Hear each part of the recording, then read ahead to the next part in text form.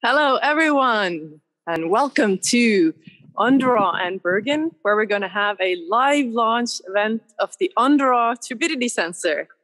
It's a live event, so anything can happen. We're here recording outside of the Aandreaa facilities here in Bergen.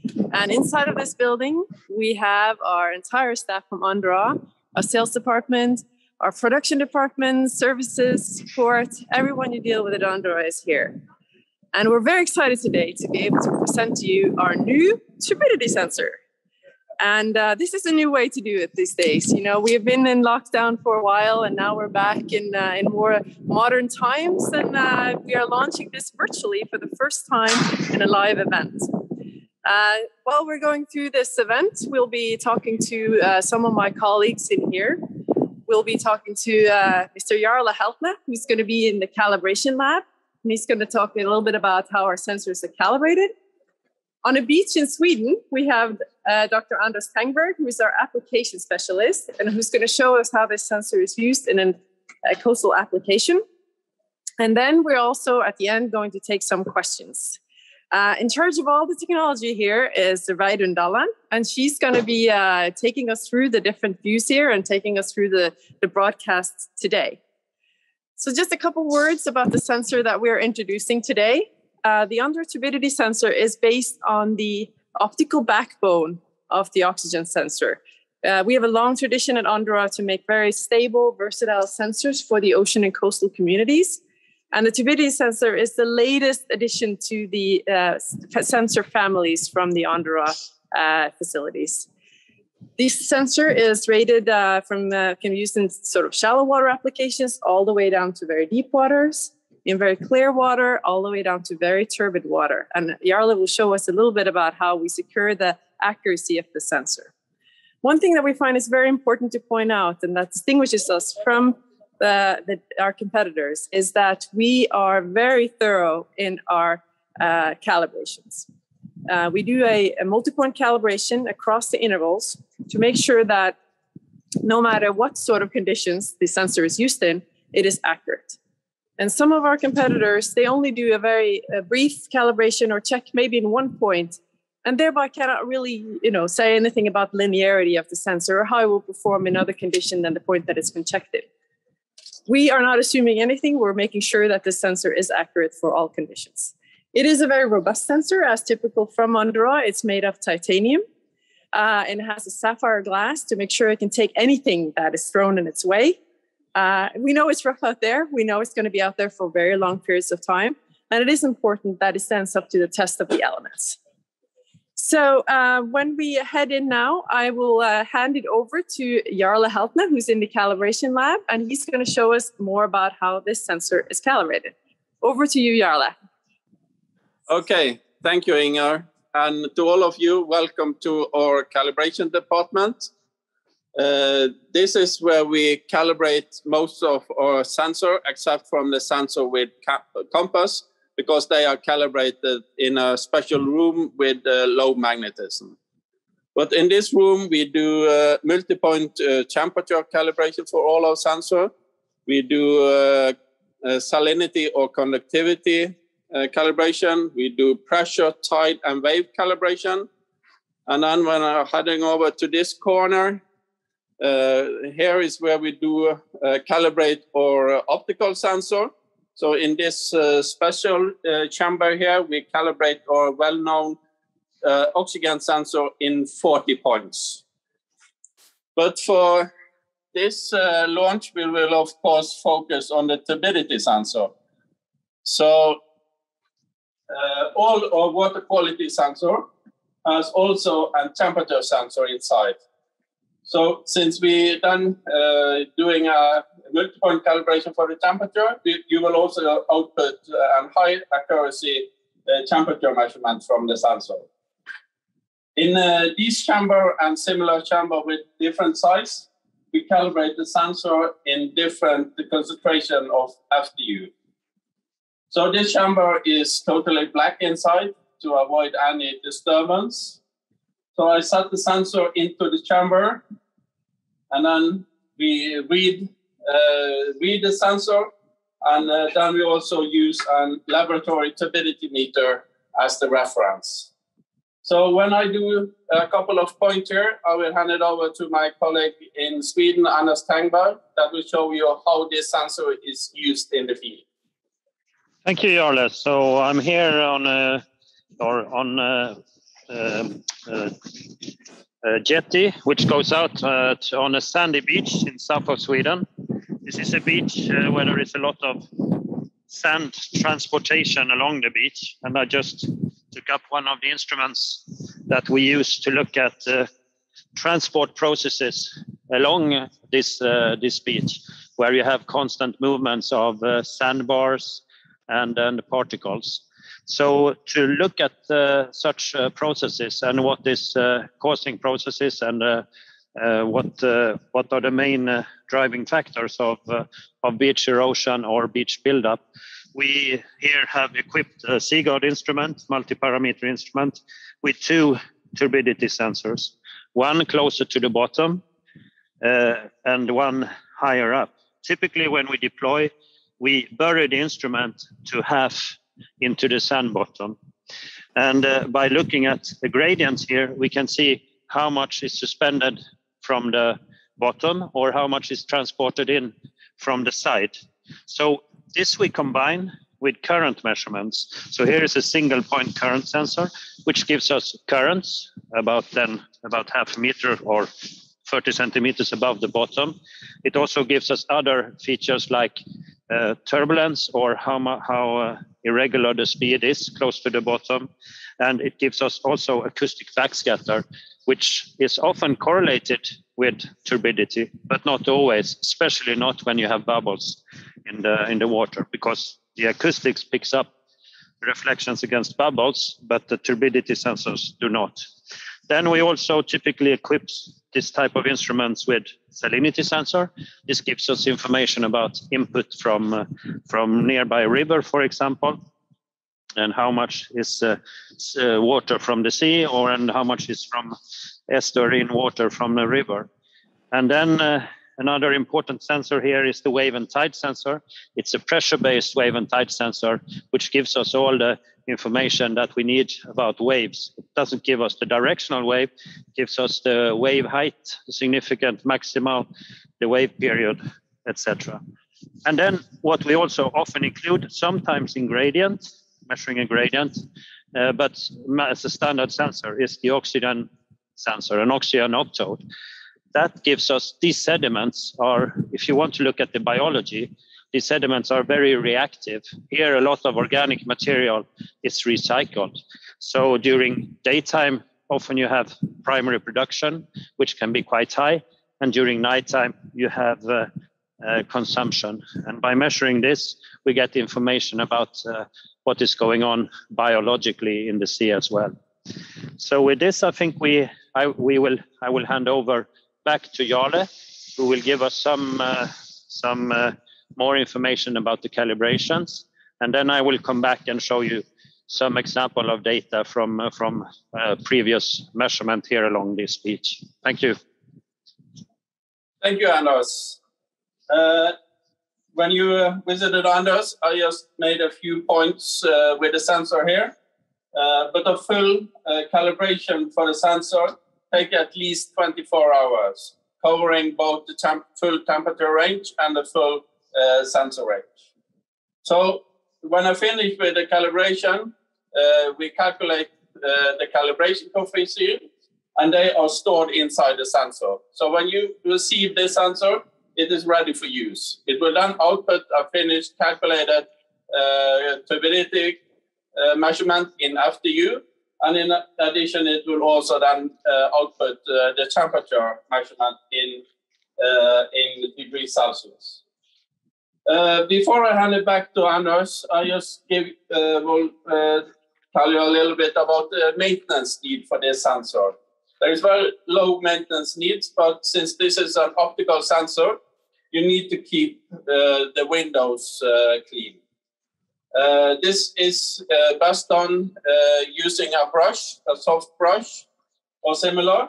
But if there is a lot of fouling on the sensor when you recover it, we recommend to put the sensor in a vinegar solution for overnight. Then it will be much easier to clean it.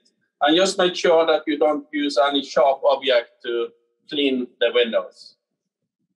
So with that, I will hand it back to Anders, and we will see if he has got some measurement from his sensor. Thank you. Yes, it was not deployment from this site here. We just wait for a slide on the data to come up.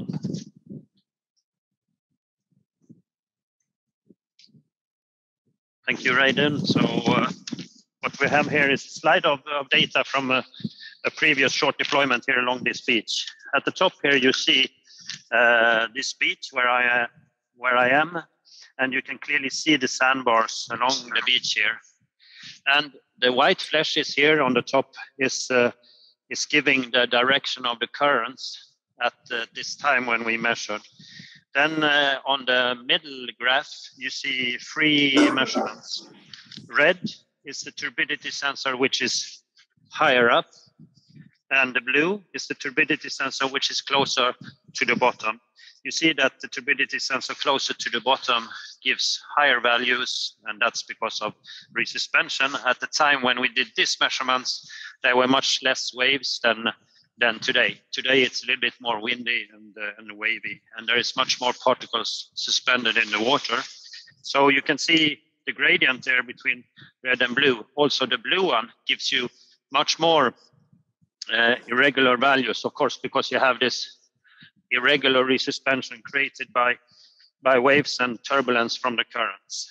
Above, in black, you see the acoustic backscatter. So the reflections given by the acoustic sensor here, which also measures the currents. And you can see that it tracks fairly well with what the other sensors are giving. This sensor, the acoustic sensor, is measuring in a much bigger volume. It's set to measure from 0.5 meter until 1 meter away from the instrument, and it's always measuring upstream. It has this upstream measuring function. If you then look at the lower graph, you can see in green, that's the current speed. And again, you see it's quite irregular, and at the time when these measurements were done, the speed was quite low.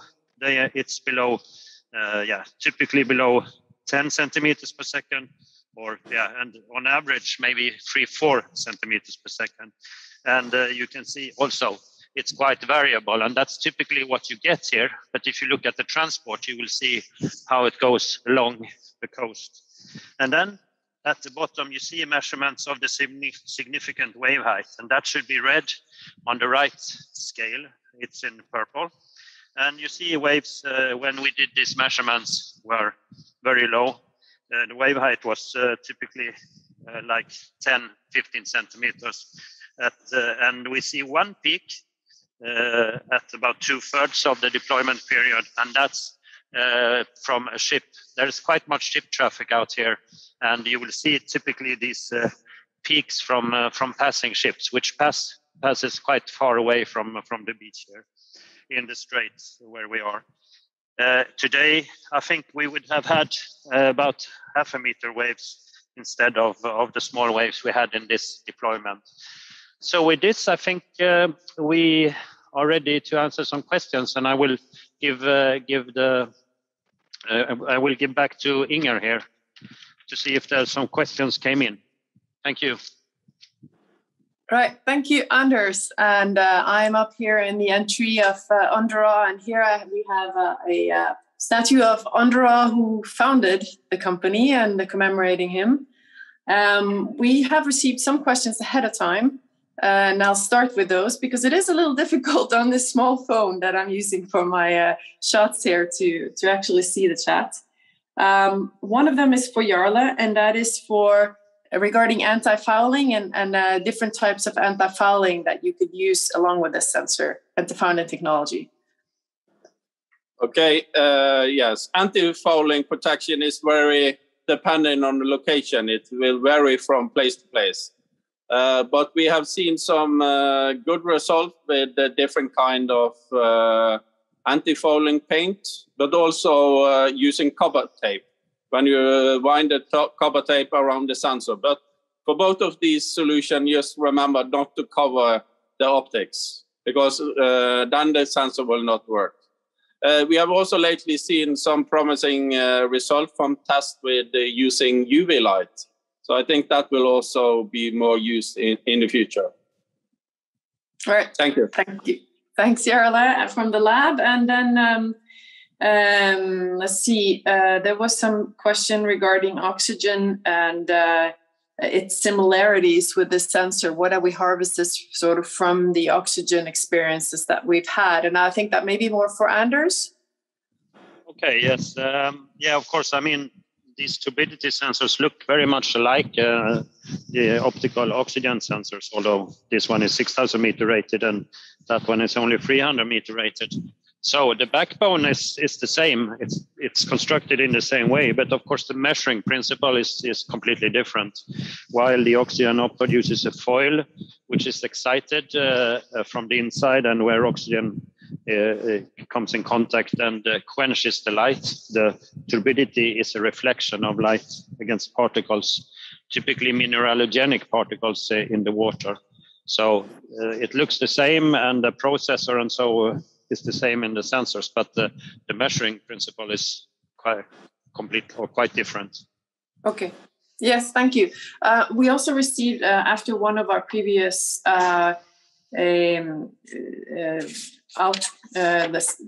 send-outs that we did announcing the sensor. That's what I want to say is we received some questions regarding a Seaguard with turbidity sensor held up against the Nortec in this case with Seabird or a Campbell OBS sensor. And I think we'd like to just sort of briefly contrast some of them. I think one of the things that we have as an advantage with the Aandreaa instrumentation is that the sensor can be directly connected to the top end plate if you need to measure in the same point as you're measuring the currents, just like Anders is showing here. And that's with another exciting feature that I think we should bring forward there is that the abilities to actually string along these sensors. So you can make a string of turbidity sensors measuring in several levels above the instrument or below a buoy or however you think is how you need to measure and when you need to measure several levels. And that's quite nice when you need to measure in more than one point and you need to maybe look at the profile of sedimentation and sediment suspension in the water column. Of course, we can also look at accuracies and so on, and we're sort of comparable in many of those aspects. But I do say that some of these sensors, they're not multi-point calibrated in the same type of quality like we do here, where we're offering the quality of multi-point calibration for every turbidity sensor that we send out, which basically means that if you hold this sensor up against each other, if you put two turbidity sensors down next to each other, they will measure the same. They won't always do that from our competitors. Anders, do you have a comment? Yeah, another point, what you just mentioned, which is important, is the ability to add many sensors or several sensors in different layers, because then you can really see if these are calibrated in the same way. You can see how particles are resuspended. And another aspect where we have used this feature is when we use in deeper waters an acoustic profiler. Then we combine the turbidity measurements at 1 or 2 levels higher up, maybe at 10 meters and 20 meters. This gives us certainty about what type of particles we see on the acoustics and how particles. So by combining, you can see, for example, sediments were resuspended by a trawler or by wave action from the bottom because you have a gradient. And then you can see how high up they spread by the acoustics, which gives you a more stepless measurement of with the backscatter. So combining these is a really good feature. And here on the beach, we use this to see how sediments are resuspended, and we also use gradient of oxygen measurements, as I said, to look at biological activity, primary production and consumption in these porous sediments. And then we typically put 2 oxygen sensors here instead, and it's just to add them plug and play to the platform. Yes, great. So I think that will finalize our live transmission, and I will finalize it here with Ivar, Aandreaa, and we will consider the turbidity sensor for launch. Thank you, everyone. Bye. Thank you. Thank you for participating. Bye.